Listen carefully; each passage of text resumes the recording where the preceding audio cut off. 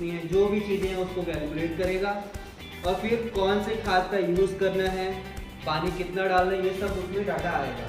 तो उसके लिए उनको फंडिंग मिली थी, है ना। तो फंडिंग डिपेंड करता है कि आप लोग किस तरीके के प्रोजेक्ट पे काम कर रहे हो।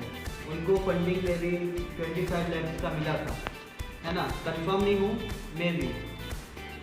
ठीक है, प्रोटोटाइपिंग के लिए जब वो सक्सेस हो जाता है तो हम लोग 0 पीसीबी में जाते हैं। और 0 पीसीबी में जाते हैं तो हम क्या करते हैं, प्रिंटर सर्किट बोर्ड जाते हैं, प्रिंटर सर्किट बोर्ड। 0 पीसीबी क्या होता है, 0 पीसीबी होता है